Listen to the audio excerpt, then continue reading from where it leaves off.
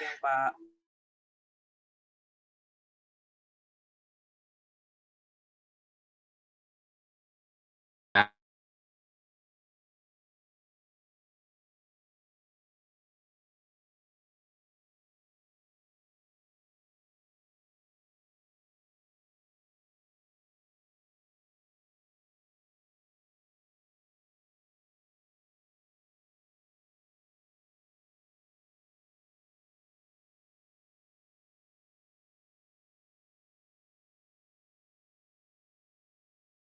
Tentang driving force-nya, kemudian ada ukuran proyek, kemudian ada stakeholder, dan lain-lain ya. Seingat saya sekitar 9 sub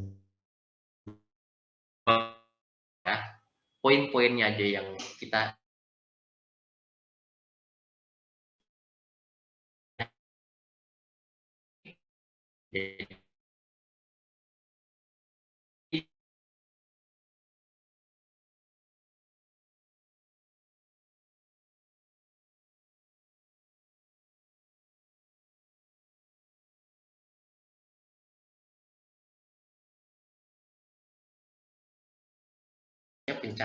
menemukan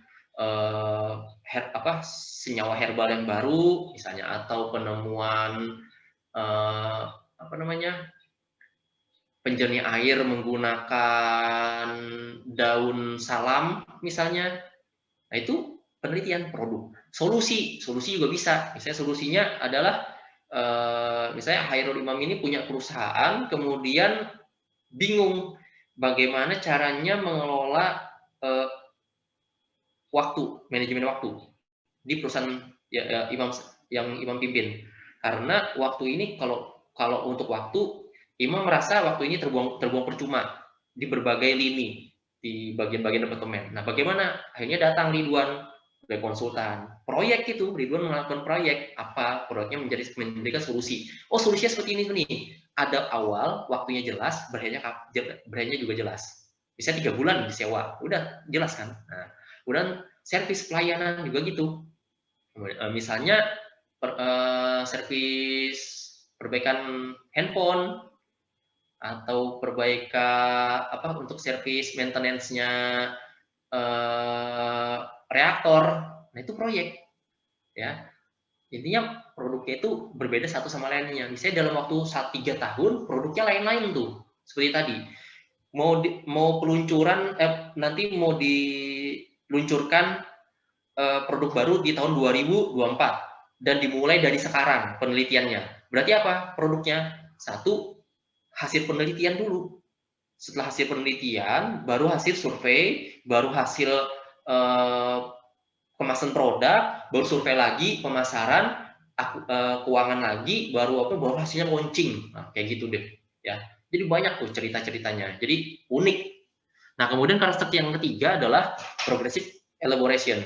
Nah, ini adalah berhubungan sama kedua karakteristik yang sebelumnya, yaitu sementara dan unik, karena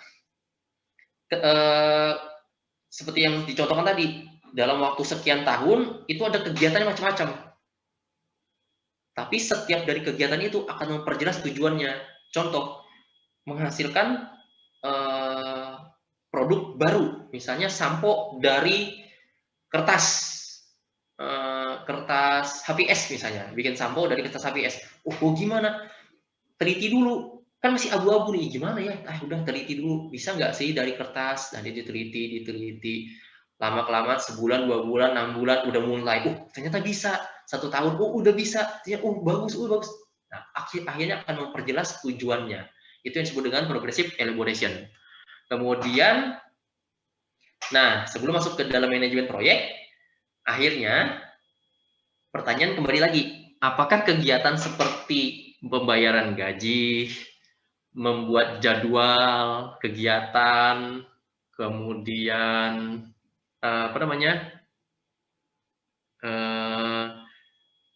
ngantar keluarga ke sekolah, perkuliahan, apakah itu termasuk proyek? Atau ada yang proyek, ada yang enggak? Nah, dari contoh itu? Kira-kira nih.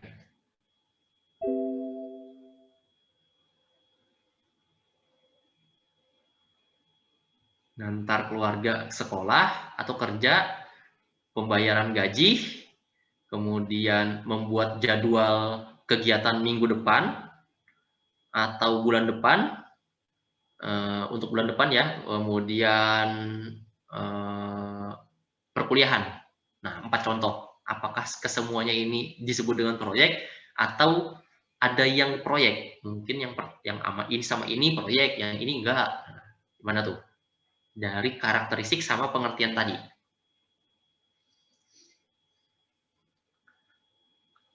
Ayo, silakan. Gimana?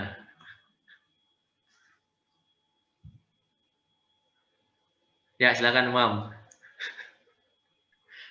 Boleh berspekulasi Bapak? Nggak apa-apa. Santai ya di sini.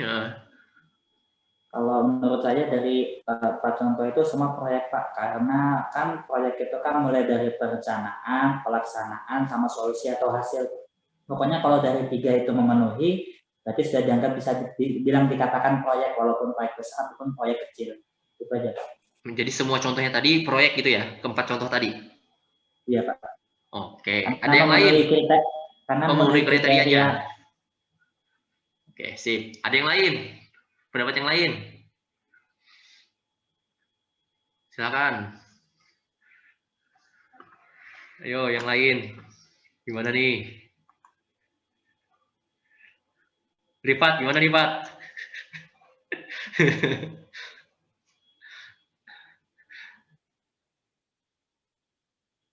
Oh, baru masuk. Mm-mm.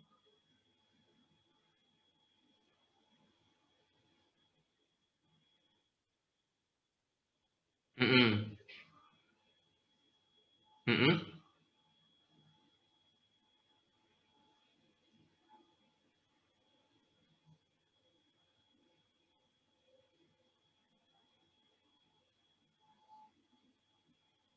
Mm-mm. Oke, jadi keempat contoh tadi bukan proyek. Yang proyek yang mana? Bayar gaji, pembuatan jadwal, ngantar adik sekolah, perkuliahan.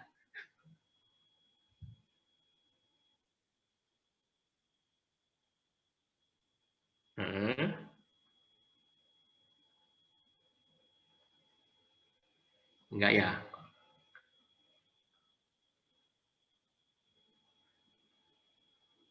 Oke, berarti intinya kalau menurut Rifat tadi dua contoh tadi yang pembayaran gaji sama pembuatan jadwal itu proyek ya, yang lainnya enggak ya? Oke, sip. Terima kasih. Adika, silakan Adika. Gimana nih pendapatnya nih?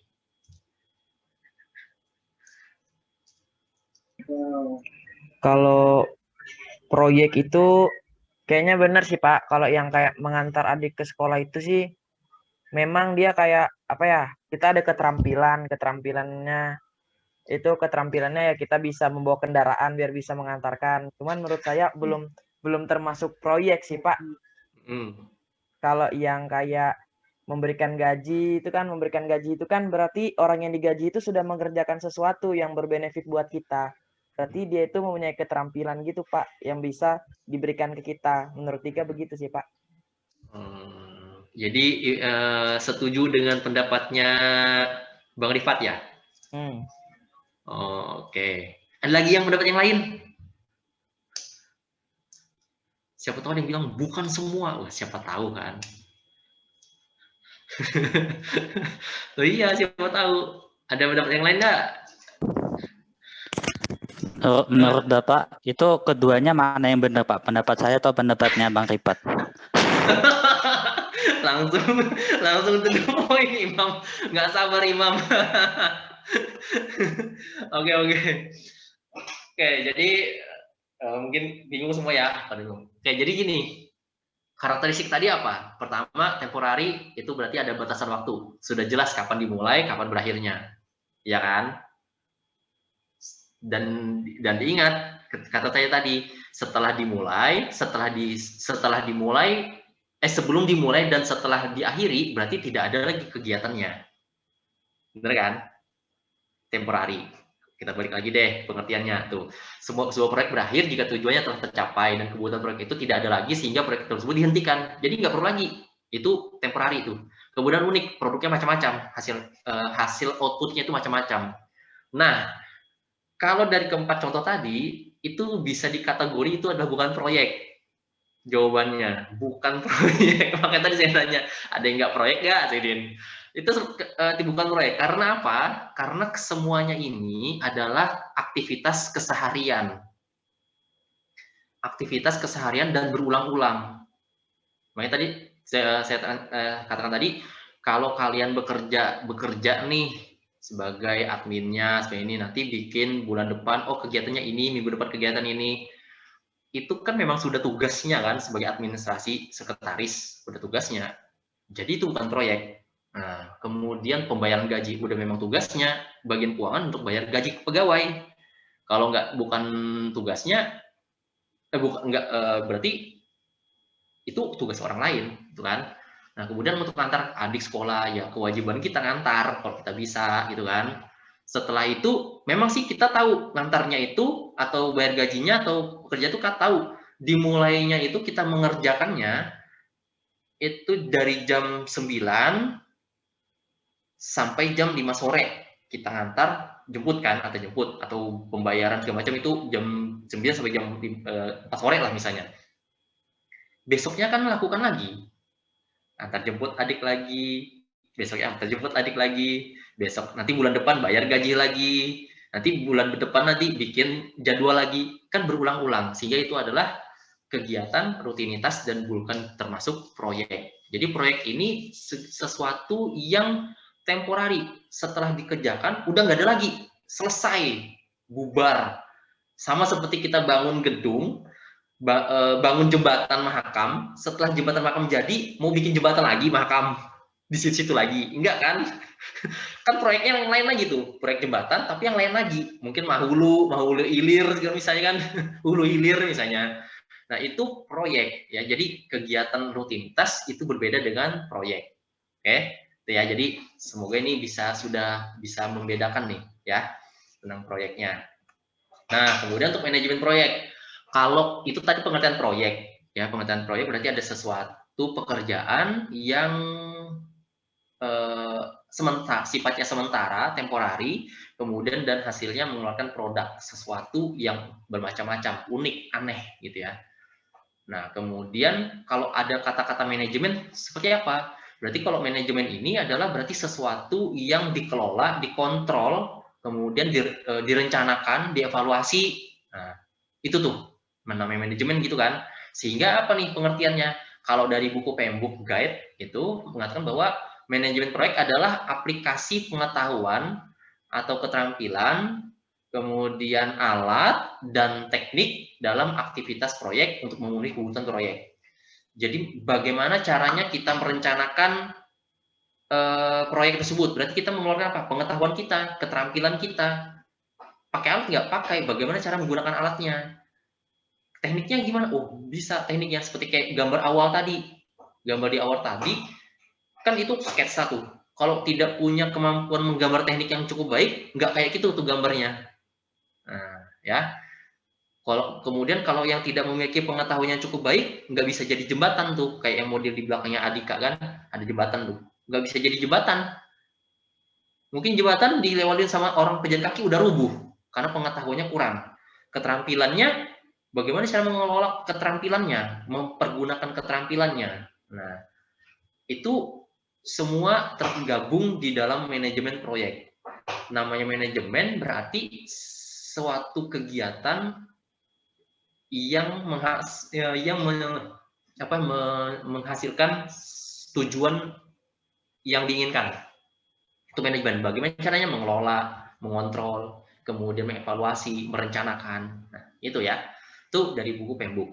Kemudian kalau di sini dijelaskan bahwa manajemen proyek itu dilaksanakan melalui aplikasi dan terintegrasi terhadap tahapan proses manajemen seperti inisiasi, ide. Idenya apa? Setelah dapat ide baru kita rencanakan, planning. Kemudian kita eksekusi, kita lakukan. Ya. Kemudian kita monitoring, kita lihat apakah sudah cocok. Kalau saya belum cocok, kita kontrol. Ini harus seperti ini, harus seperti ini. Seperti kayak model bikin bangunan, harus tahu ukuran antara semen, pasir, sama batu koral. Harus tahu perbandingannya. Kadang ada yang bilang, oh iya bandingannya kan 1:1. 1:1 apa nih? 1 sak semen sama 1 truk pasir, atau 1 sak semen sama 1 sak pasir. Nah, pertanyaannya kan beda tuh. Itu perlu apa? Manajemen juga tuh, pengetahuan juga, perlu perencanaan juga. Nah, setelah kita kontrol, kemudian sudah selesai, hasilnya baru kita closing, kita tutup. Tidak ada lagi kegiatan. Nah, semuanya itu melalui aplikasi. Aplikasi ini bukan, maksudnya itu bukan kayak model aplikasi Zoom, ini bukan ya. Tapi aplikasi itu modelnya adalah software, intinya. Menggunakan software. Software itu bisa menggunakan perhitungan saintifiknya itu menggunakan Skylab, MATLAB saintifiknya. Kemudian untuk perhitungan waktu itu bisa menggunakan MyBiz atau apa itu ya aplikasinya tuh. Ada SQL segala kan macam-macam tuh yang buat dia mahasiswa bisnis. Ya itu banyak tuh penggunanya. Mereka menggunakan software. Kemudian untuk merancang bangunan pakai apa? Ada pakai Visio, ada pakai AutoCAD. Nah, ya ada pakai HiSys segala macam, banyak sekali kan gambar-gambarnya. Nah, jadi gitu ya. Jadi melakukan tahapan proses manajemen yaitu inisiasi, planning, eksekusi, monitoring, controlling, dan closing. Nah, dari kesemuanya itu, dari kesemua kegiatan tahapan-tahapan tersebut dan manajemen tersebut, maka ditemukan 3 hubungan ya yang mengakibatkan terjadinya manajemen proyek. Bukan mengakibatkan ya. 3 hubungan yang menunjukkan bahwa pentingnya manajemen proyek. Nah, 3 hubungan yang menentukan pentingnya adanya manajemen proyek. Apa saja? Yang pertama adalah waktu, kemudian kedua biaya, dan ketiga adalah ruang lingkupnya atau skopnya. Dan itu semua akan menghasilkan pada luarannya yaitu hubungan baik dengan customer. Misal, ya, kalau kita customer minta pengerjaannya cepat ya, aku perlunya 1 bulan bisa nggak bikin jembatan? Jembatan apa? Itu jembatan Mahakam, katanya. 1 bulan selesai ya? Oke, katanya. Biayanya berapa? Aku mau kata kontraktor, ya udah biayanya kalau mau 1 bulan berarti sediakan dananya itu sekitar 10 M, misal. Kecil ya 10 M itu. Sekitar 5 T lah, ya 5 triliun. Kan cepet tuh. Ruang lingkupnya sudah jelas tuh. Tetapi apa? Tetapi karena pengerjaannya cepat, biayanya besar, pengerjaan cepat, akhirnya pegawai di-pressure. Sehingga di sini ada yang istilahnya adalah source, ya. Ada istilah source. Source itu ada sumber daya yang ada. Sumber daya yang ada ini apa? Seperti tenaga manusia sama sumber daya alamnya. Alamnya itu seperti apa yang kalau dalam proyek alam itu seperti sumber daya material, kemudian software, kemudian logistik. Nah, kalau manusianya apa? Sumber daya manusianya, pekerjanya. Kalau misalnya waktunya mepet, ngerjakan jembatan cuma 1 bulan, itu pasti capek kan? Ngerjainnya, wah, di pressure. Kamu ya ini kena pressure, akhirnya kualitasnya rendah. Sehingga ketika jadi hubungan dengan customer itu buruk. Sehingga kita tidak lagi dipakai. Nah, sehingga di sini ada keterkaitan. Makanya dia buat segitiga. Keterkaitan antara waktu, biaya, dan ruang lingkup. Ya. Jika waktunya itu terlalu cepat dengan biaya yang sangat rendah, itu hubungan baik dengan customer itu ini kan kalau di sini adalah 0 ya. Kalau di sini adalah 0 ya, ini 0. Kemudian di sini 0. ya. Kan ini 0 buat biaya, 0 buat waktu, kemudian 0 buat ruang lingkup ya. Nah, kalau misalnya waktunya itu cepat di sini, biayanya sangat murah, berarti di sini kan, nih titiknya nih, kayak gini nih, ya, kayak gini nih. Nah, akhirnya apa? Ruang lingkupnya kan jelek kualitasnya. Ruang lingkupnya jelek, sebab segini aja nih, tidak sampai full segala macam. Nah, jadi itu. Tapi kalau misalnya kita di tengah-tengah, berarti dia di tengah-tengah sini nih. Waktunya oke, sudah pas, biayanya sudah pas, ruang lingkupnya kualitasnya juga bagus, hubungan dengan customer juga bagus. Karena customer ini langsung ke arah sini nih, customernya nih. Jadi ngerucut langsung ke customer. Jadi ini hubungan dari segitiga antara hubungan waktu, biaya dengan ruang lingkup. Ya, itu ya. Nah, berikutnya ini. Kenapa sih adanya manajemen proyek? Nah, kalau ada dari penjelasan sebelumnya tadi, kalau tidak ada manajemen proyek, berarti tidak jadi nih yang namanya gambar di sebelah ini, gedung ini. Ya, ini gedungnya ini, seingat saya ini ada di daerah Korea deh, kalau nggak salah nih gedungnya. Tadi saya, kalau nggak salah ada di daerah Korea. Jadi gedungnya ini kalau misalnya tidak ada manajemen proyek, bisa nggak sih membuat lengkungan kayak gini, rapi, kemudian artistik, futuristik gini, bisa nggak? Kalau tidak ada manajemen, yang ngerjain itu semrawut pasti. Udahlah, sembarang mau berapa semennya, mau berapa ininya. Nah, kemudian pasti bakalan gedungnya ini, bangunannya ini sebentar aja waktunya. Seperti jembatan Tenggarong kemarin, sebentar aja kan waktunya. Nah, karena apa? Manajemen proyeknya udah kurang bagus di situ. Jadi peran manajemen ini sangat penting karena peran manajemen itu adalah merencanakan, mengatur, dan mengintegrasikan sumber daya dan tugas untuk mencapai tujuan dari organisasi. Organisasi ini adalah tujuan dari proyek tersebut, ya, tujuan dari proyek tersebut. Proyek ini kita misalnya Adika dapat proyek pembuatan gedung ya dari Ridwan. Nah, tujuannya Adika kan ingin membuat customer itu senang dengan harga yang agak miring, dengan waktu yang tidak terlalu lama. Ya, karena apa? Kalau waktunya terlalu lama, sumber daya ke sana semua. Adika nanti pasti bingung kalau misalnya nanti dapat proyek baru. Wah, gimana nih? Pegawaiku semua ke sana. Sedangkan ini ada proyek besar nih, gimana caranya? Nah, bingung untuk mengatur uang, sehingga tidak terlalu lama, tidak terlalu cepat, harganya tidak terlalu mahal, tidak juga terlalu murah, sesuai dengan kualitas, ya, kualitas yang diinginkan. Nah, untuk mendapatkan itu semua, maka kita harus merencanakan. Perencanaan itu ilmu dari manajemen, mengatur ilmu dari manajemen, mengintegrasikan antara pegawai, antara sumber daya alam sama sumber daya manusia untuk mencapai tujuan proyeknya Dika, itu perlu koordinasi manajemen. Nah, jadi itu pentingnya manajemen di dalam suatu kegiatan atau proyek, ya. Contohnya gini juga, Adika sama Imam pernah, atau teman-teman di sini udah pernah penelitian belum? Belum, Pak. Belum ya? Oke, belum. Metopen baru diambil ini ya? Iya, Pak. Baru diambil metopen. Nah, kalau gini aja deh, kalau misalnya kita penelitian kan hampir sama ya, konsepnya itu dengan praktikum. Kita pasti dong merencanakan untuk praktikum itu. Besok praktikum apa sih? Oh, praktikum OTK tentang HETP. Apa aja sih bahannya? Ini, oh udah nanti kita nanti ambil yang ini, sekian mili. Itu kan merencanakan. Kemudian mengatur waktunya ya seperti apa? Oh, berarti ini harus dididihkan dulu selama kurang lebih 10 menitan deh kayaknya nih, suhunya sekitar segini deh. Nanti di setel aja nanti hot plate-nya nanti jaket mantelnya nanti hot mantelnya nanti dengan suhu sekian untuk supaya dia cepat.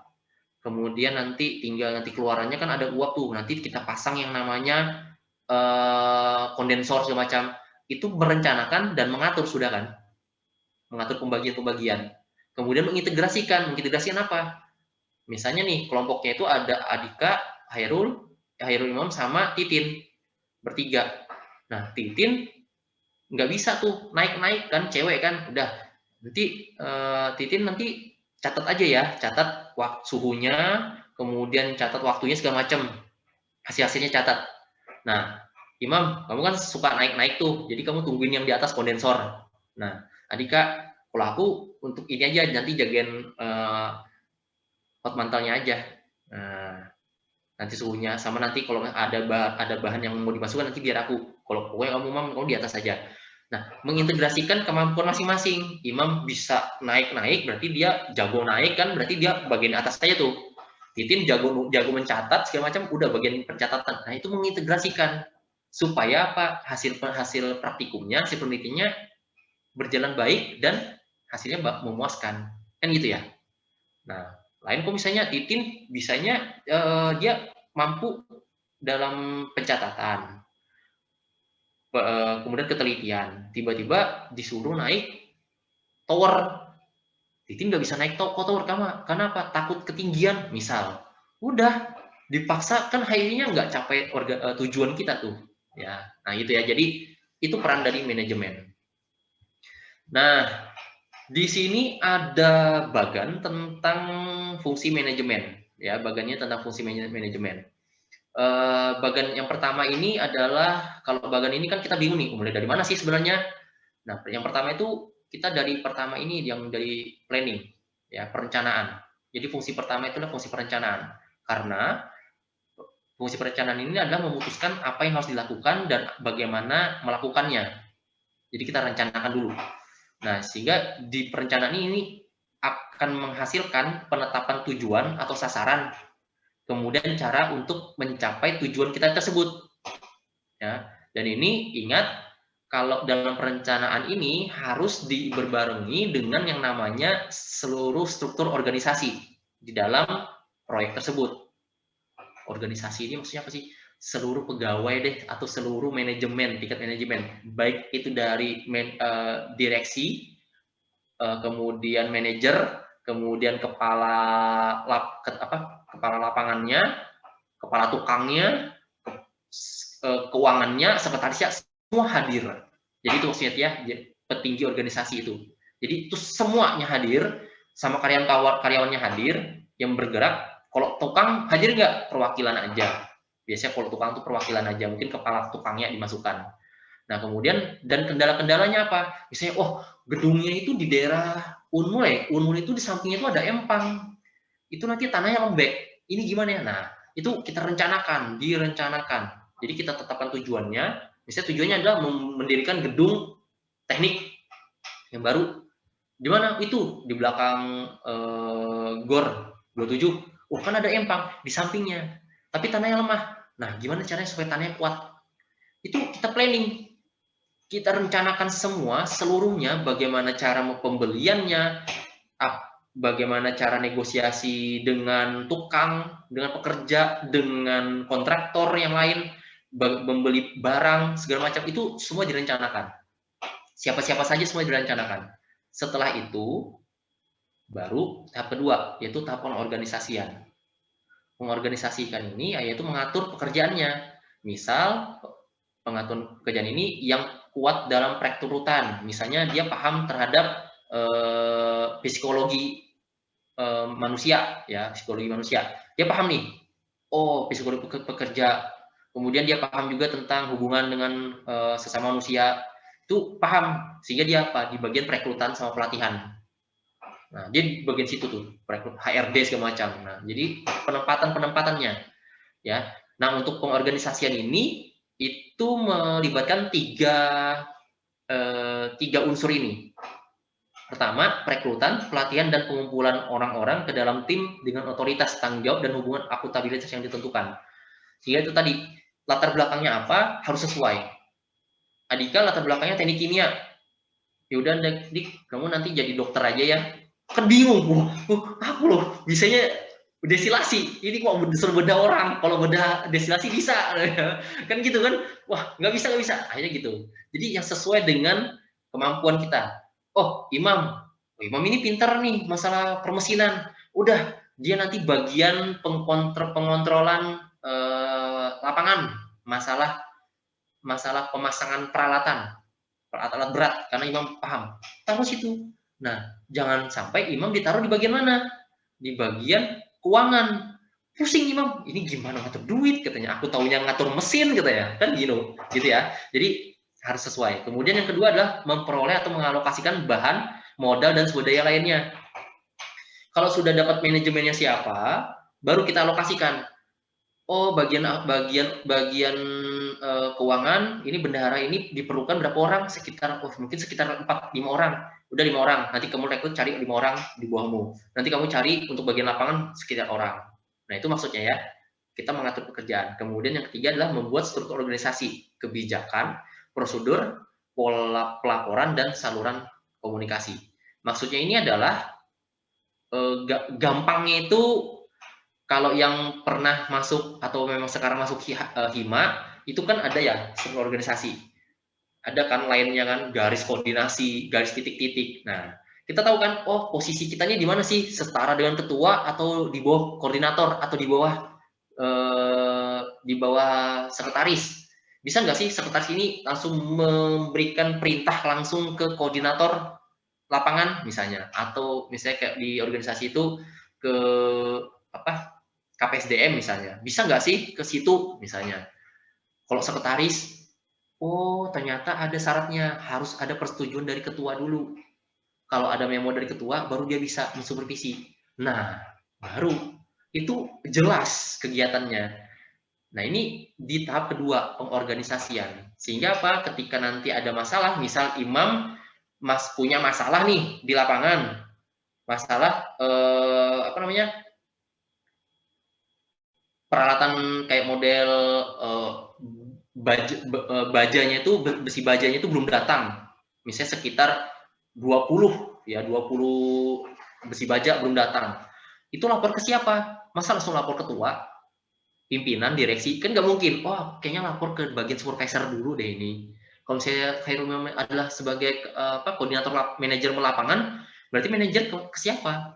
Oh, ke bagian direktur teknik deh saya yang lapornya ini. Atau langsung supervisi bagian pembelian. Oh, aku kan membawahi bagian pembelian nih. Tanyakan, gimana kamu? Udah tahu tuh jalurnya. Yaitu jadi fungsi yang kedua, fungsi perorganisasian. Kemudian yang ketiga, yaitu fungsi kepemimpinan. Nah, yang namanya pemimpin itu fungsinya adalah mengarahkan dan memotivasi. Oke, jarang sekali pemimpin itu mengerjakan semuanya. Ya, jadi kalau misalnya ada organisasi, dia ketua, dia bendahara, dia sekretaris, dia juga yang nempel-nempel, itu pertanyaan tuh, organisasinya ini jalan atau enggak? Ya, jadi biasanya kalau pemimpin itu dia hanya mengarahkan dan memotivasi, dan pemimpin yang baik itu melakukan apa yang diarahkan dan melakukan apa yang telah dimotivasi. Ya, jadi ibaratnya dia melakukan dulu nih. Contohnya adalah misalnya ini. Imam ini memiliki pengalaman jam terbang itu tinggi sekali deh, pokoknya hampir tiap hari itu bongkar mesin misalnya, bongkar mesin, kompresor segala macam, udah paham tuh. Kemudian jadi pemimpin, jadi bagian manajer teknik di bagian kompresor misalnya. Nah, pendirian bangunan kompresor itu Imam bisa mengarahkan, tolong yang itu kamu kesini aja, nanti tanya, udah nggak apa-apa kok, kamu pasti bisa, kamu pasti ini. Karena Pak Imam sudah punya jam terbang tinggi. Akhirnya orang yang diminta bantuan tersebut menganggap, oh iya, ini Pak Imam ini kan dia jam terbangnya tinggi, ahli kompresor. Udah, oke deh, berarti dia tahu kok apa yang dia minta. Memang benar nih kayak gini. Nah, tapi kalau misalnya nih, Imam dia sarjana teknik kimia, tapi nggak pernah megang alat kimia, nggak pernah masuk lab, ya cuma tahu teori misalnya, tapi mengarahkan, tolong dong kamu itu tarik tuh ke tower sana, tuh cek yang mana itu bener nggak tuh suhunya nanti di atas sekian. Orang malah bingung, kamu nyuruh-nyuruh aku, kamu yang nggak tahu caranya gimana. Kan gitu ya. Tapi kalau dia tahu gini, mungkin itu ambil APD itu tali segala sama sling ya, nanti kamu manjat ke sini, pakai yang ini aja, apa tangga ini aja, nanti kamu pegang ke sini ya, nanti supaya kamu nggak jatuh. Udah paham kan? Jadi pengalaman nih. Nah, beda ya, beda cara komunikasinya. Nah, itu fungsi yang ketiga adalah di manajemen proyek ada fungsi kepemimpinan. Kemudian yang keempat ada fungsi kontrol ya, yang di sini. Fungsi kontrol yang berikutnya ini. Nah, fungsi kontrol ini adalah memantau kinerja yang sehubungan dengan tujuan dan mengambil tindakan yang diperlukan kalau pekerjaan tersebut menyimpang. Misalnya nih, Adika itu melihat Nurul ngerjakan faktur pajak misalnya. Adika ngelihat, loh, kok pengerjaan faktur pajaknya kok kayak gini ya? Kok aku nggak bisa membaca ya? Ini gimana cara bacanya? Akhirnya setelah dipantau terus ditanya, Nurul ini gimana? Oh, caranya gini Pak, gini. Kira-kira partnermu tahu nggak cara kayak gini? Enggak Pak, ini cuma saya yang tahu. Jadi apapun jadi pokoknya saya yang tahu. Nah, kan nggak bisa tuh. Karena yang tahu cuma Nurul. Kalau misalnya nih Nurul tiba-tiba melahirkan, diperlukan, gimana cara membaca faktur pajak? Masa lagi sakit-sakit ditarik, udah kamu kesini, kamu ikut rapat, kan nggak mungkin ya. Jadi maksudnya ketika kita memantau pekerjaan tersebut itu bisa dilakukan oleh orang lain, jadi banyak bisa diduplikasi. Nah, itu adalah proses kontrol. Jika pekerjaan tersebut bisa diduplikasi sama orang lain, fungsi kontrolnya itu berjalan dengan baik, fungsi kepemimpinan berjalan dengan baik, organisasi berjalan dengan baik, dan perencanaan berjalan dengan baik. Ya, jadi fungsi kontrol ini penting sekali. Maka di sini dia alurnya seperti ini, ya, seperti ini alurnya, saling berkaitan. Nah, dari kesemuanya ini ada fungsi yang kelima ternyata. Yang kelima ini adalah fungsi tujuan. Yang kesini ada fungsi kelima, tujuan. Jika tujuannya dari proyek tersebut tidak jelas, maka nggak bakal bisa. Ya. Contohnya, teman-teman di sini kan ikut PKM. Misalnya ikut PKM, penelitian lah misalnya penelitian. Tapi nggak tahu PKM penelitian itu apa. Tiba-tiba nulis saja pokoknya. Ketika diajukan, loh ini salah ini bukan penelitian, ini yang ini. Nah, itu tujuannya nggak jelas tuh. Kenapa? Ya pokoknya ikut aja deh. Akhirnya gitu. Nah, tapi kalau tujuannya jelas, kita rencanakan. Oh, aku mau penelitian. Penelitiannya apa ya? Oh, yang ini. Kemudian direncanakan, kemudian diorganisasikan, kemudian kita ada kepemimpinannya, gimana cara mengaturnya, memotivasi diri sendiri, memotivasi teman-teman, baru kita kontrol. Akhirnya semuanya ini dari perencanaan itu menuju ke tujuan, organisasi yang dibentuk itu mendukung tercapai tujuan, kepemimpinan yang kita lakukan itu mencapai tujuan yang kita inginkan, sama pengontrolannya itu untuk tujuan yang akhir yang kita inginkan. Jadi semuanya itu berkaitan. Ya, jadi fungsi yang kelima itulah fungsi tujuan, dan tujuan ini paling penting dari semua fungsi-fungsi yang ada. Oke. Nah, kemudian timbulnya proyek. Timbulnya di proyek ini ada beberapa pihak yang memberikan ide. Yang pertama yaitu dari klien langsung ke konsultan atau kontraktor. Jadi misalnya gini, Ridwan sama Adika ini teman akrab banget. Adika punya jasa konsultan untuk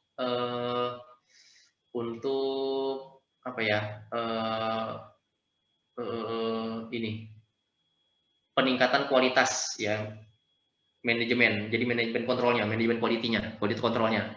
Punya kemampuan itu, punya PT itu ya, PT untuk konsultan itu, jasa konsultan.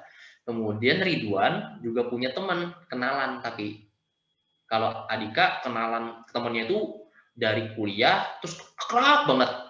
Kemudian kalau Hairul Imam ini temannya Ridwan tapi teman waktu dalam pekerjaan. ketika jalan-jalan ketemu sama imam, kenalan, oh ternyata imam punya konsultan juga, punya jasa konsultasi juga, sama tentang manajemen kualitas juga, quality control juga. Nah, untuk bagaimana caranya mengefisiensikan waktu, bagaimana caranya kita memanajemen bagian keuangan kita supaya bagus hasilnya, supaya kita meningkatkan labanya tinggi. Nah, itu kan proyek tuh. Nah, kalau dari yang pertama ini, dari klien langsung ke konsultan, berarti si Ridwan tadi, itu dia tidak langsung ke imam, tapi langsung ke Adhika. Karena apa? Karena kepercayaan sama relasinya udah tinggi. Dari kuliah, teman akrab, temen nongki-nongki misalnya kan, udah ibaratnya kos bareng, ibaratnya jatuh bareng, ibaratnya kan udah tahu banget tuh sama si Adhika. Udah pasti dong dia langsung ke Adhika, walaupun kualitasnya imam ini high quality. Ibaratnya imam ini sudah grade-nya internasional. Kalau Adhika masih nasional, tetap langsung ke Adhika. Karena apa? Dia percaya sama Adhika. Nah, karena kepercayaan, ya, itu yang pertama. Kemudian yang kedua, karena ada tawaran dana. Tawaran dana itu misalnya gini, kalian kan ada PKM tuh. PKM itu adalah proyek tuh. PKM adalah proyek, bukan aktivitas rutinitas, bukan. Itu proyek. Karena setelah kalian lakukan, selesai. Ya kan, nggak lagi kan bikin PKM lagi kan, udah. Nah, kenapa ikut PKM? Karena ada tawaran dana ya dari kementerian. Itu ditulis di Belmawa misalnya. Nah, karena ada tawaran dana, makanya kita timbul ide proyek. Oh iya. Atau misalnya ada nih dari Kementerian SDM mengucurkan dana sekitar 10 triliun bagi yang bisa menciptakan alat bagaimana udara sekitar itu bisa diminum, ya, langsung jadi air langsung bisa diminum, kemudian itu tanpa dimasak lagi, udah langsung diminum. Wah, dan ada rasanya. Misalnya rasanya mau rasa stroberi, kita tinggal telepon stroberi, coklat tombol. Tapi warnanya tetap warna air putih. Wah, udah tuh. Ya Imam, ya Nurul Ramadhani, ya Titin, nanti Muzdalifah, semua masuk tuh. Proposal semua udah masuk. Kenapa? Ada tawaran dana sekitar sekian triliun tadi. Ya. Kemudian lewat proses lelang. Proses lelang ini misalnya Unmul lagi lelang pengadaan barang ATK. Itu proyek. Kenapa? Pengadaan barang ATK. Kita ngajukan proposal, kita menang tender, kemudian pengiriman barang selesai. Itu proyek. Nah, proses lelang ini ketika Unmul, aku perlu proyek ATK, ada lelang ATK. Ayo, siapa aja yang mau nih? Wah, nanti ada CP-nya Adhika masuk, CP-nya Nurul, semua CP-nya Ridwan, CP-nya Titin masuk, Muzdalifah masuk, semua masuk. Kemudian dilelang, siapa yang bagus nih? Siapa yang harganya murah, tapi kualitas bagus? Wah, kuat-kuatan harga. Akhirnya mungkin menang Muzdalifah yang menang. Nah, itu proses lelang, timbulnya ide proyek. Kemudian yang keempat, dari perusahaan sendiri. Nah, perusahaan itu sendiri ini biasanya itu proyek untuk perbaikan-perbaikan internal. Contohnya adalah misalnya perusahaannya Adhika ini sudah sangat maju di nasional tapi ingin go internasional. Bagaimana caranya? Panggil Nurul. Nurul, kamu kan punya jasa konsultasi, konsultan untuk manajemen ini. Bagaimana caranya perusahaanku ini bisa go internasional? Masuk akhirnya. Nah, ya gitu. Jadi masuk Nurul, kemudian melakukan proyek-proyek perbaikan. Nah, itu dari usaha itu sendiri. Kemudian melalui penawaran. Nah, penawaran ini itu karena keaktifan konsultannya. Misalnya Adhika punya jasa konsultan, itu menawarkan ke Imam, ke Rivaldi, ke Muzdalifah, kamu maukah? Kamu ada mau diperbaikin nggak sih ini perbaikan manajemen? Aku punya perusahaan manajemen nih, nanya-nanya gitu kan. Akhirnya dipanggil sama Nurul. Udah, kamu ke tempatku aja. Ini aku ada mau perbaikan manajemen keuangan, bisa nggak? Oh bisa, gampang. Berapa lama? Aku lihat dulu kondisinya. Udah. Nah, itu melalui penawaran. Jadi kita aktif tuh, perusahaannya tuh aktif menawarkan kemampuan mereka. Nah, oke. Itu semua 5 ide timbulnya proyek, ya, 5 tempat itu. Nah, kemudian bagaimana manajemen proyek itu dikatakan berhasil? Berhasil berarti dalam waktu yang dialokasikan. Maksudnya adalah yang pertama ini waktu yang dialokasikan. Jika waktu yang dialokasikan itu misalnya, oh ini proyek ini sekitar 3 tahun selesai. Tanggal 1 Januari 2020, nanti selesainya tanggal 1 Januari 2023 misalnya. Selesainya. Nah, kalau waktunya itu sebelum atau tanggal 1 Januari 2023, berarti dia berhasil manajemen proyeknya. Tetapi kalau lewat, molor, berarti dia tidak berhasil. Ya, tuh sama seperti kita melakukan penelitian. Oh, ini penelitianku sekitar 2 bulannya selesai nih. Kan ada tuh biasanya kalau bikin penelitian kan ada alokasi atau untuk waktu kan. Waktunya itu nanti bikin proposal bulan ini, nanti penelitian bulan ini, selesai bulan ini. Kan ada tuh kita rencanakan ya. Kita rencanakan waktunya. Kalau waktu itu lewat, berarti manajemen proyek kita gagal. Ya. Nah, kemudian yang berikutnya adalah biaya yang dianggarkan. Biaya yang dianggarkan ini, kalau biasa kan gitu. Biaya yang dianggarkan misalnya, wah aku minta 10 triliun misalnya. Nah, ketika 10 triliun itu kurang, wah tambah deh sekitar 2 triliun, itu nggak berhasil. Karena apa? Pekerjaannya nggak nambah, tapi kok duitnya nambah. Nah, itu nggak berhasil. Berarti manajemen dia dalam hal pendataan harga, manajemen pengelolaan keuangan itu kurang berhasil. Sudah dilihat. Tapi kalau misalnya tadi sekitar 10 triliun, wah 10 triliun, masih ada sisa sekitar 5 triliun nih. Gimana caranya? Kan itu rezeki kita. Kalau yang dipakai itu cuma 5 triliun, sisanya 5 triliun, ya udah kan masuk kantong, masuk dalam perusahaan. Tinggal dibagi-bagi aja. Nah, itu berhasil juga itu. Berhasil merampok ibaratnya. ya. Jadi itu berhasil juga. Nah, kemudian yang ketiga adalah performance atau spesifikasi yang ditentukan. Misalnya gini, Rivaldi ini punya daya imajinasi yang tinggi misalnya. Dia bisa membuat karikatur. Wah, mau bikin, jadi Fakultas Teknik ini mau bikin gambar kayak yang dibuat sekarang ini kan ada kayak gambar-gambar Dayak gitu kan ya, ukiran Dayak. Nah, Rivaldi ini udah daya imajinasi tinggi. Oh iya, gampang caranya kayak gini. Udah, ketika diberikan proyeknya ke Rivaldi ngerjain. Setelah selesai, ini sudah selesai, waktunya selesai, biayanya tidak ada tambahan, hasilnya seperti ini.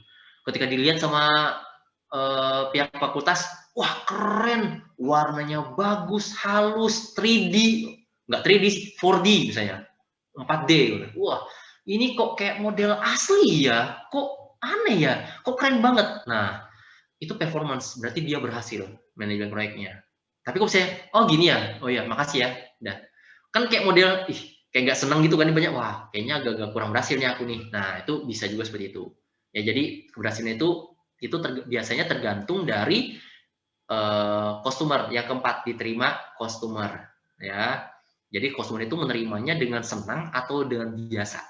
Tuh. Kemudian yang kelima, itu perubahan lingkup pekerjaan minimum yang disetujui.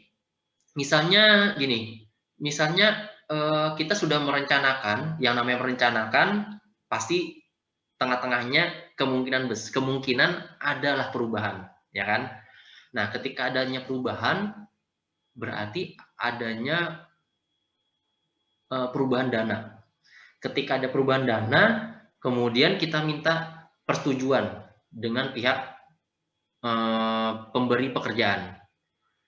Ini kayaknya ini nggak bisa kalau kita pakai, misalnya gedung teknik ini nggak bisa kalau kita cuma pakai 2 tiang. Misalnya, untuk menyangga bangunan yang besarnya kayak gini nggak bisa. Minimal 3, kalau bisa sih 5. Nah, wah, tapi 2 bagus loh. Iya, 2 bagus, tapi kalau bisa digini, kita negosiasi, kemudian, oh gitu ya, yaudah, kita bikin 5 aja. Nah, ada perubahan minimum kan? Itu nggak masalah. Kalau misalnya dia disetujui, berarti itu berhasil manajemen proyek kita. Ya, kemudian tanpa mengganggu aliran pekerjaan utama organisasi.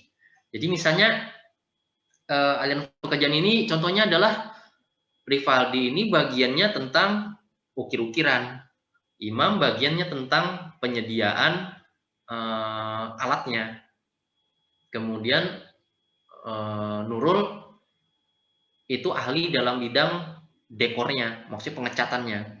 Nah, Nurul tidak bisa mengambil alih kerjanya Rivaldi yang bikin ngukir. Rivaldi tidak bisa mengambil alih kerjanya Imam yang beli-beli barang. Kalau ini terganggu, Nurul, ya dia Nurul nanti ngecat, tapi baikin juga sedikit ukirannya. Ah, udah, itu berarti mengganggu aliran pekerjaan. Nah, itu berarti tidak berhasil manajemennya. Ya, jadi harus fokus pada pekerjaan masing-masing. Kemudian yang berikutnya adalah tanpa merubah budaya positif perusahaan. Nah, misalnya perusahaannya kita yang didirikan ini itu tidak ada yang namanya main-main belakang atau tidak ada yang namanya dunia hitam. Dunia hitamnya perusahaan itu banyak ya, banyak sekali.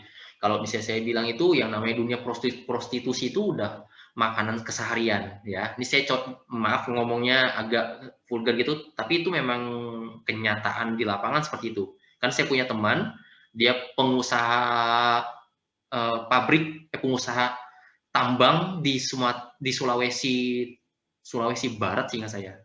Oh enggak, Barat Tengah deh.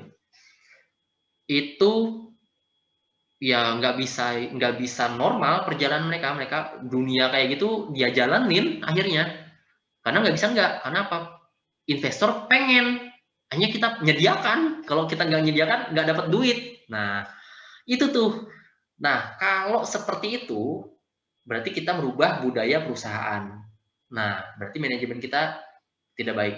Tetapi kalau misalnya budaya itu nggak ada tuh di perusahaan kita, udah positif, tidak ada main belakang, semakin positif, tapi ketika itu kita dapat perubahan baru. Oh ternyata kalau misalnya kita rubah kayak gini sedikit pola pekerjaan kita bisa menghemat waktu, tapi perubahannya itu perubahan positif, itu nggak masalah.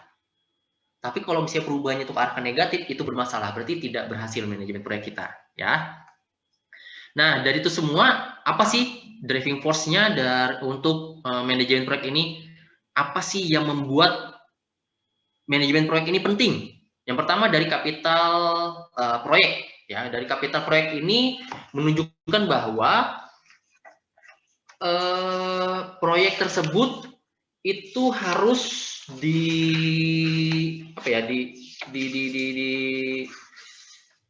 harus memerlukan modal yang cukup besar, ya, harus memerlukan modal yang cukup besar. Nah, misalnya gini, kita punya perusahaan, kemudian di saat yang sama kita mendapatkan 3 tawaran proyek, sedangkan duit kita, ya, uang yang kita punya ini itu cuma bisa menampung 2 proyek. Walaupun biasa kan kalau kita proyek itu kan, oh kan Pak proyek dapat dana, ya dananya paling nggak bisa langsung 100%, paling berapa? 20% dulu, 30, 40, nggak bisa, jarang yang langsung setengah, itu jarang. Apalagi pemerintahan, waduh ngutangnya minta ampun deh pokoknya pemerintahan itu ya.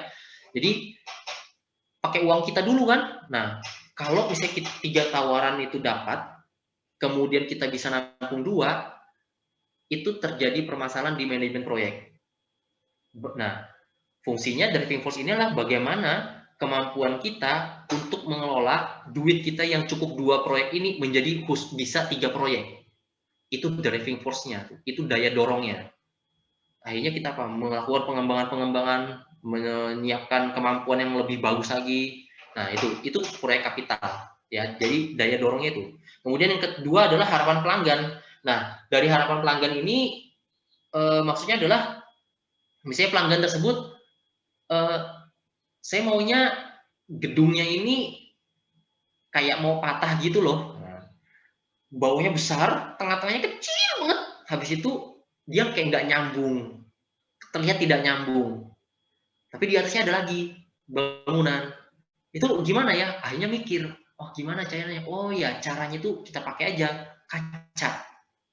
Kalau kaca tampak jauh kan nggak kelihatan tuh. Berarti kan kayak model gedungnya kayak model putus. Oh iya putus, kacanya itu warnanya kayak gini. Jadi kalau kena cahaya matahari dia hilang. Kayak model nggak ada kelihatan, pokoknya ada cahaya. Nah terwujud berarti harapan pelanggan bisa terwujud, berarti kemampuan kita dalam mengelola manajemen proyek itu lebih bagus. Ya, jadi itu daya dorongnya. Kemudian daya dorongnya untuk manajemen proyek berikutnya adalah kompetitif, ya, competitiveness. Jadi maksudnya perusahaan kita itu bisa berkompetisi terhadap perusahaan-perusahaan lain. Nah, di sini ada dua permasalahan. Ya, permasalahan yang pertama adalah permasalahan internal dan permasalahan yang kedua ada permasalahan eksternal. Internal ini maksudnya ada gini.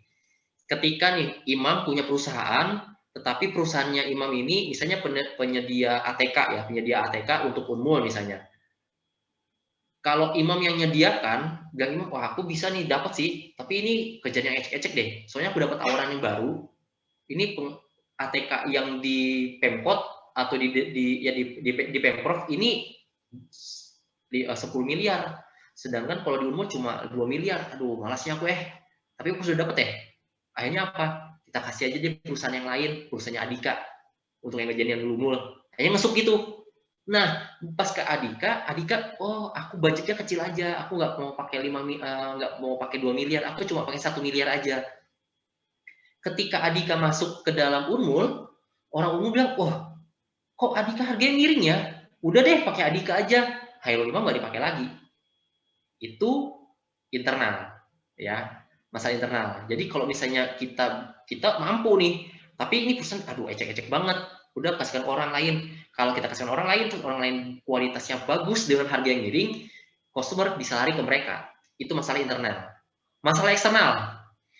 Ketika perusahaan luar, perusahaannya Adika itu bagus, kualitas yang bagus, harganya miring, Khairul Imam harus merubah manajemennya. Bagaimana cara merubah manajemennya? Ya, bagaimana caranya kualitasnya bagus, harganya miring. Ya mungkin miringnya itu agak-agak mirip dengan Adika, tapi mahal dikit. Karena apa? Dikasih servis segala macam, banyak pokoknya intinya. Ya, orang lain hanya ke Khairul juga. Jadi di dalamnya salah satu driving force untuk manajemen proyek. Kemudian yang ketiga adalah efisiensi dan keefektifan.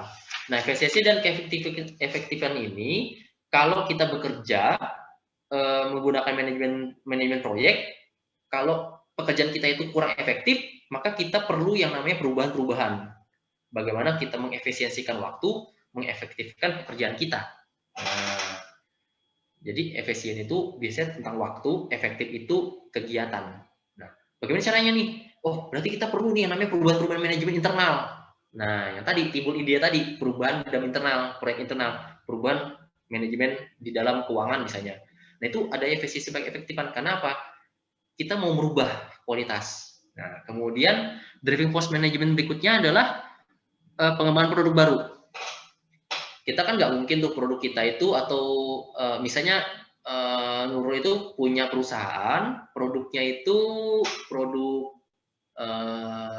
minuman berenergi dah misalnya, ya nggak mau kan minuman berenerginya itu baru diluncurkan tahun 90, tapi sampai tahun 2020 ini belum ada perubahan, 2021 belum ada perubahan, tidak ada inovasi baru, kan keterbelakangan banget tuh.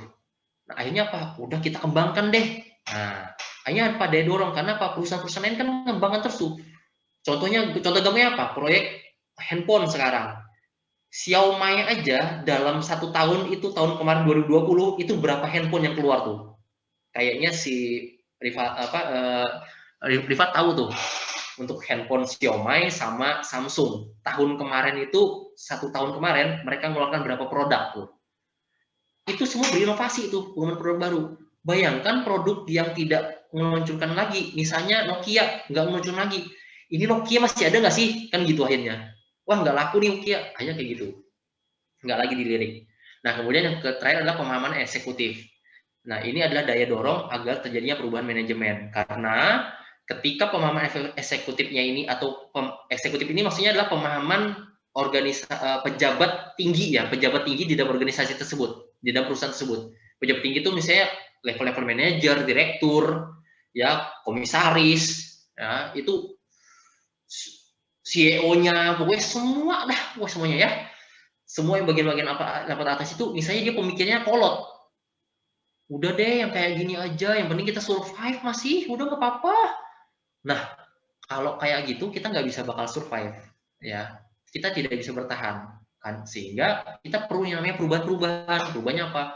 Bagian manajemen keuangannya, kita perdalam keuangannya, perdalam masalah pemahaman produk baru, perdalam masalah pemuasan pelanggan, pemahaman dalam hal meningkatkan kapital, ya modal kita, dalam pemahaman berkompetisi dan lain-lain, itu semua kita tingkatkan. Nah, itu adalah driving force dari manajemen proyek. Nah, berikutnya adalah ukuran proyek.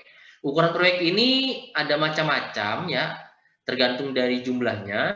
Jadi ukuran proyek itu terlihat dari jumlah kegiatan. Jumlah kegiatannya itu proyek itu ada berapa? Misalnya perusahaannya Nurul ini menangani 10 proyek, berarti menangani 10 proyek, tapi masing-masing satu kegiatan.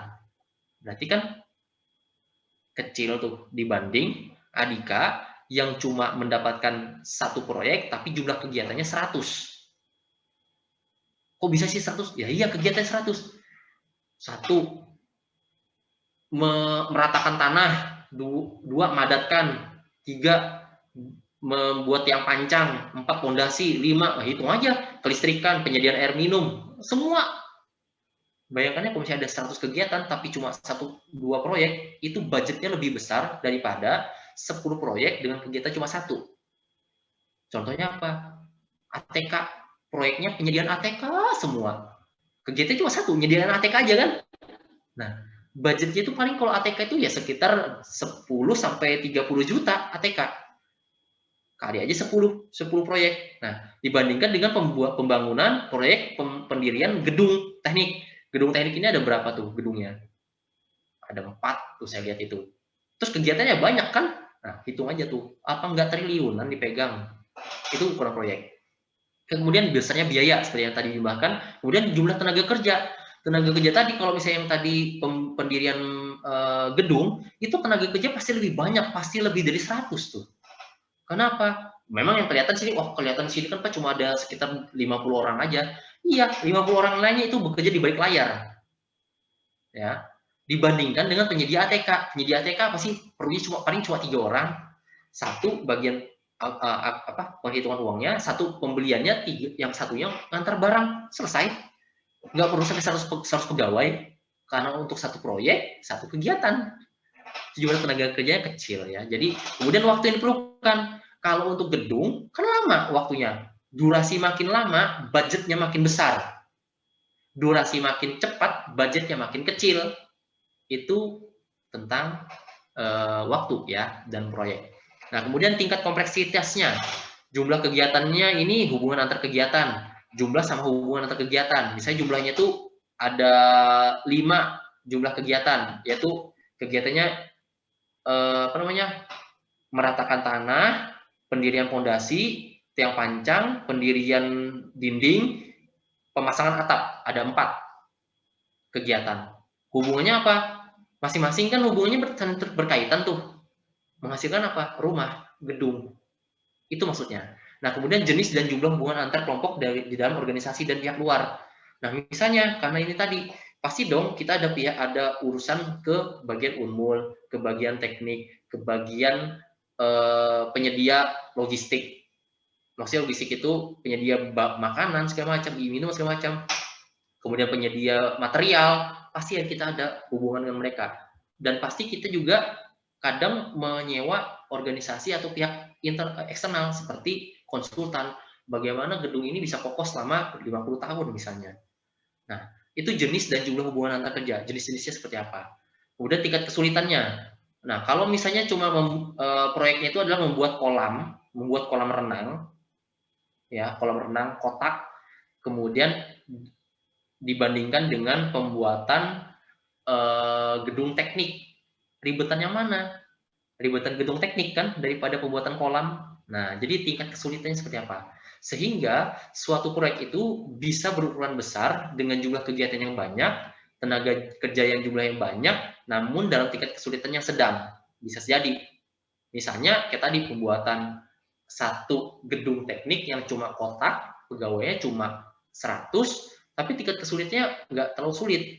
Dibandingkan kita bikin gedung teknik yang di dalamnya itu ada ornamen-ornamen emas, ada pakaian Dayaknya, ada gambar apa di dalam itu, patung-patung, kan ribet ya, tingkat kesulitannya tinggi. Nah, itu sehingga kita tidak bisa mengatakan bahwa oh ini besar, ini kecil, ini sedang, nggak bisa. Ya, itu semua tergantung. Oke.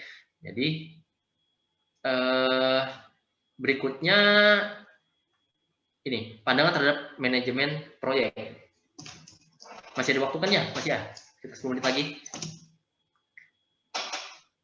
Oke, kemudian pandangan terhadap manajemen proyek. Nah, ini ada paradigma lama dengan paradigma baru. Kalau paradigma lama itu adalah biasanya mereka memerlukan pekerjaan itu banyak, kemudian ongkosnya pasti minta tambahan. Ya, itu pandangan lama. Kemudian keuntungannya itu menurun. Karena apa? Nambah terus. Karena apa? Perencanaannya kurang. Kemudian manajemen proyeknya meningkatkan jumlah perubahan cakupan pekerjaan. Itu pandangan lama. Mereka berpikir gini, ketika kita menggunakan manajemen proyek, pokoknya pasti deh kita ini perlu yang namanya pegawai banyak, nanti banyak orang, banyak duit, banyak biaya yang dikeluarkan, untung kita kecil. Karena banyak orang pasti nanti yang berikutnya ada konflik internal antara Ridwan sama Rahma, pasti ketika kadang bisa cekcok tuh. Misalnya masalah penyedia alat misalnya. Oh, pakai perusahaan ini aja, cekcok misalnya. Tidak stabil. Nah, itu karena pegawai banyak. Ya, kalau pegawai cuma 3 kan untuk cekcok kan kurang ya. Tapi kalau pegawainya 100, 200, selesailah kita. Nah, kemudian ketika biayanya kalau misalnya karena pegawainya banyak, ada manajemen proyek, hanya biaya kita ini melonjak tinggi, mahal banget, sehingga kita nggak bisa bersaing deh sama perusahaan luar. Pasti nanti perusahaan luar yang bagus-bagus sudah ternama, pasti nanti dipakai. Kalau kita kan, apalah kita ini, makanya kita murah-murah aja. Itu pandangan lama. Ya. Kemudian Manpro menambah masalah kualitas. Maksudnya di sini adalah ketika kita menerapkan manajemen proyek, pasti ada masalah di dalamnya, masalah kualitas. Masalahnya apa? Misalnya gini, masalah keuangan. Kalau keuangan kita karena ada manajemen proyek, berarti keuangan kita tertata sesuai dengan hukum-hukum akuntansi kan, hukum akuntansi sama hukum ekonomi itu pasti. Tapi kalau kita nggak pakai manajemen proyek, udah pakai buku sayur aja yang kertas coret-coret itu tulis-tulis gini udah selesai, kan gampang ya, modal kecil, jalan aja dapat kertas tulis, kan nggak pakai modal tuh. Tapi kalau pakai manajemen proyek, kertas harus bagus, nanti diklip, nanti dilaminating, dia wah kayak gitu kan, ribet. Nah, itu yang lama tuh, pandangan lama. Tapi pandangan baru sekarang adalah manajemen proyek itu memungkinkan melakukan banyak pekerjaan dengan biaya yang murah dan pekerjaannya sedikit. Karena apa? Kalau satu orang itu bisa melaksanakan 5 pekerjaan, kenapa enggak? Ya kan, satu orang bisa melaksanakan. Kenapa? Kita udah tahu tuh, Rahma tuh pintarnya dia masalah pengecatan misalnya. Rahma pengecatan, udah bagian pengecatannya pokoknya ngecat semua gedung deh, pokoknya dia ngerjain sendiri, murah kan biayanya. Nah, berapa nih bisa satu gedung 3 hari deh. Berarti kalau misalnya ada 5 gedung, ya 15. Ya 15, ya 2 minggu lah, 14 hari. Nah, akhirnya reporting. Gitu akhirnya. Satu orang 14 hari daripada 5 orang 3 hari. Lebih murah satu orang. Satu orang cuma bayar 100.000 untuk biaya tukang ongkos ngecatnya 100.000 kali aja per hari. Kalau misalnya 5 orang kali aja tuh 5 kali 100.000 kali misalnya dia 10 hari misalnya, udah berapa juta tuh. Itu baru fokusnya aja ya. Nah, kemudian keuntungan meningkat. Karena apa? Tadi karena yang satu orang bisa mengerjakan banyak, sehingga keuntungannya lebih meningkat. Kemudian manajemen proyek itu memberikan kontrol yang lebih baik terhadap perubahan dan manajemen organisasi. Ini karena ada manajemen proyek, organisasi itu semakin efisien, efektif, dan pengerjaannya. Kemudian dalam ada konflik, itu manajemen proyek itu memberikan solusi. Kenapa? Jalur komunikasinya ini jelas. Nah, dan meningkatkan bisnis dan kualitasnya. Karena apa? Perusahaan yang berkembang pasti memiliki sistem. Sistem di situ adalah manajemen. Ya, karena manajemen itu merupakan paduan dari berbagai macam sistem.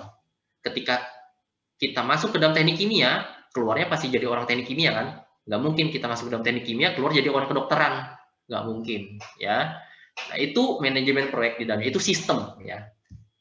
Nah, kemudian stakeholder proyeknya. Stakeholder di sini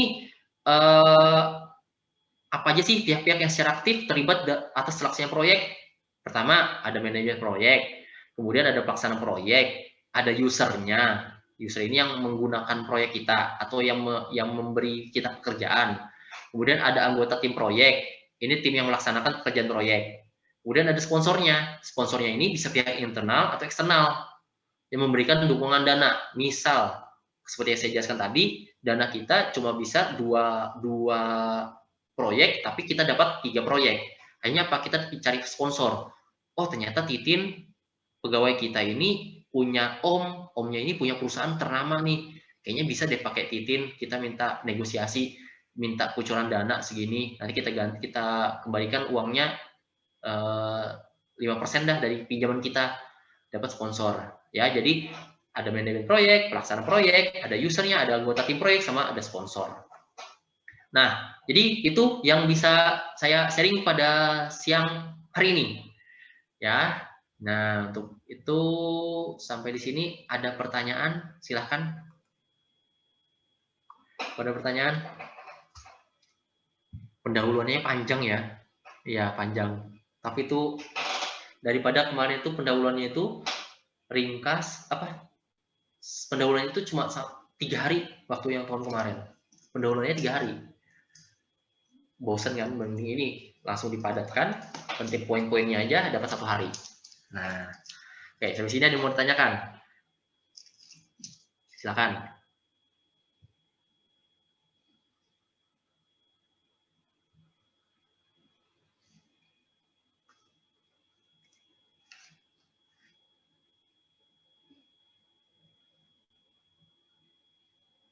Ayo, silakan.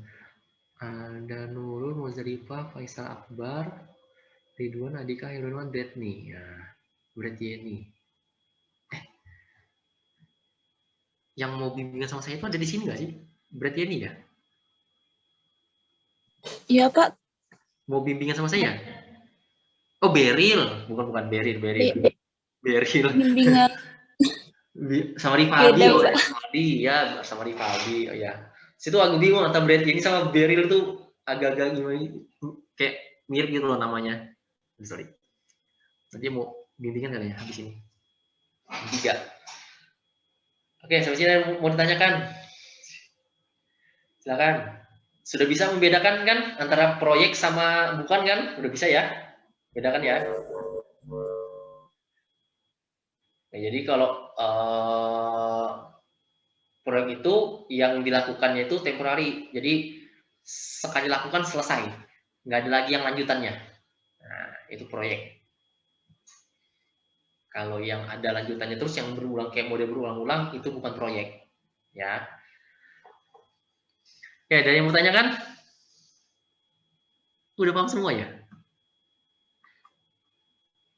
Wih, mantap nih kalau udah paham semua nih.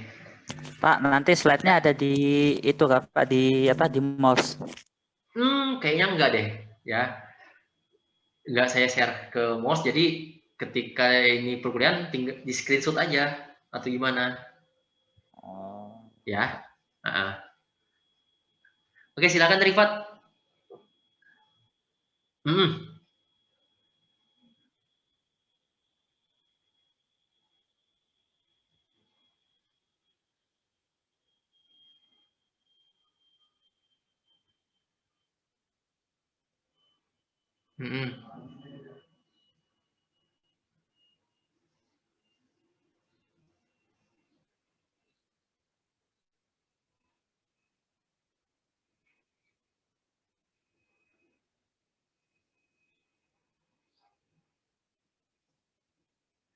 Oke. Nah, kita lihat dulu proyeknya, kegiatannya tersebut, apakah produknya itu yang dihasilkan itu sama karakteristiknya. Kalau sama, berarti itu bukan proyek, itu adalah kegiatan. Tapi kalau produknya berbeda, itu proyek. Misalnya, pembuatan handphone, ya, handphone handphone HMTK misalnya namanya kan, ada HMTK 1. Wah, diluncurkan dari ini, kita riset selama 1 bulan ya, nanti bulan depan luncur. Oke, riset udah dapat HMTK 1. Kemudian, oh sudah selesai nih, riset lagi. Jadi HMTK 2. Di HMTK 2 itu ada perubahan. Misalnya yang pertama itu nggak ada Bluetooth-nya, ini sekarang ada Bluetooth-nya. Berikutnya, oh ternyata yang dulu masih layarnya masih plastik ya. Kalau sekarang Corning Glass ya, Gorilla Glass misalnya kan. Nah, itu proyek. Tapi kalau misalnya dari kegiatan pertama bikin HP yuk, ayo HMTK 1. Bikin proyek yuk HMTK 2. Tapi yang diteliti itu nggak ada. Cuma serinya aja 1, 2, 3, tapi nggak ada keterbaruan. Itu bukan proyek. Itu adalah pekerjaan rutinitas yang berulang-ulang. Ya. Itu. Jadi sama nah, misalnya gini, praktikum gimana, Pak? Praktikum itu apakah proyek? Praktikum apakah proyek?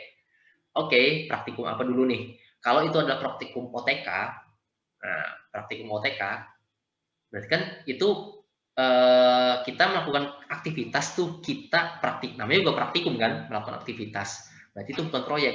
Tapi kalau misalnya saya mau melakukan penelitian, penelitiannya itu menggunakan alat A, B, C, D, E. Nanti yang A ini sekitar 2 bulan, yang B nanti 3 bulan, nah itu proyek tuh, proyek semua. Ya, proyek semua. Kalau yang praktikum dari kayak model perkuliahan itu aktivitas, tapi kalau penelitian itu bukan aktivitas tapi proyek. Masalahnya kalau misalnya dia sebagai peneliti gimana, Pak? Dia pekerja sebagai peneliti, apakah proyek? Iya, peneliti itu ya proyek.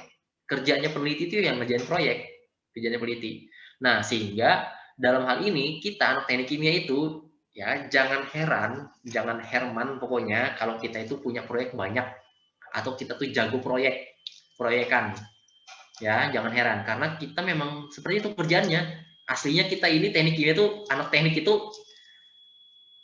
outsourcing aslinya. Jadi jangan berharap saya mau jadi pegawai tetap. Jangan harap.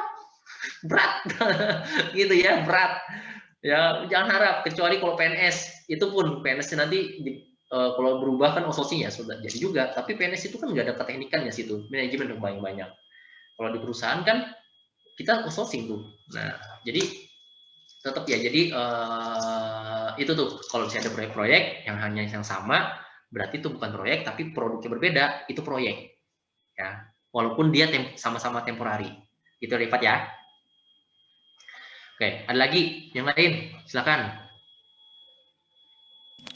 Saya, Pak. Ya, silakan, Mam. Kan saya pernah lihat itu di pelang-pelang jalan itu yang berkaitan dengan istilah proyek itu, nah Pak, kan itu di pelang jalan tuh kan proyek pemeliharaan. Berarti kan kalau pemeliharaan otomatis kan dilakukan secara berulang. Apakah masih layak disebut proyek? Oke, sip, mantap. Bagus sekali pertanyaannya. Pemeliharaan apakah dilakukan secara berulang? Nah, menurut tadi karakteristik proyek itu adalah unik, ya. Di situ ada kegiatannya, itu ada service, ada produk, ya, outputnya itu bermacam-macam. Yang namanya pemeliharaan kan beda-beda tuh pemeliharaannya, ya, walaupun temanya sama pemeliharaan. Contohnya gini, pemeliharaan Sungai Karangmumus misalnya 2001 2022 itu proyek. Karena apa? Tahun depan iya kalau ada. Kalaupun ada, pasti daerahnya beda. Dan anggarannya tuh beda lagi. Karena apa? Itu bukan aktivitas rutin, ya. Itu tuh. Jadi dia proyeknya itu dilakukan secara pelelangan proyeknya. Kalau itu bukan pelelangan dan itu memang pemeliharaan, berarti sama seperti KLH atau yang Dinas Lingkungan Hidup Pertamanan itu. Tiap hari kan dia nyapu jalan, kan melihara kota. Tapi itu aktivitas, bukan proyek. Karena dia memang pekerjanya. Tapi kalau di situ proyek pemeliharaan, berarti sifatnya adalah lelang. Dan itu temporari. Budgetnya beda-beda. Lokasinya kadang beda. Kalau misalnya produk sama gimana, Pak? Duitnya beda. Angka duitnya beda. Orangnya pun beda. Jadi itu proyek. Nah, ya. Itu. Gimana sampai sini? Gimana, Mam? Udah mulai ada pencerahan, Mam? Mulai ada lah, Pak. Mulai ada ya. Ya, mulai ada ya.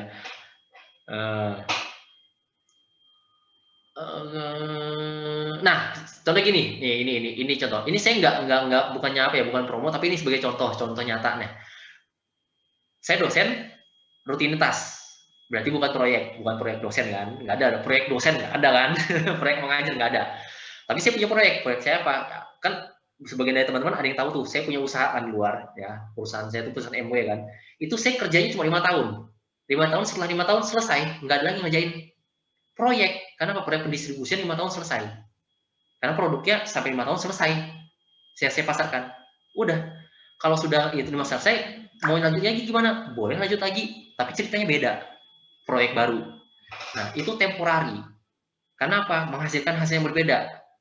Nah, kalau di apa? Karena kalau itu kan proyeknya itu berarti setiap berapa bulan itu dapat duit berapa, setahun berapa, 2 tahun berapa, 3 tahun berapa, 5 tahun sekian, udah selesai.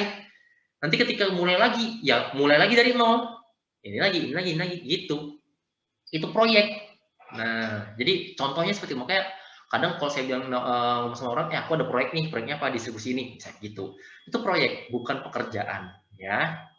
Bukan rutinitas, itu proyek, gitu. Oke, ada lagi mau tanyakan? Silakan.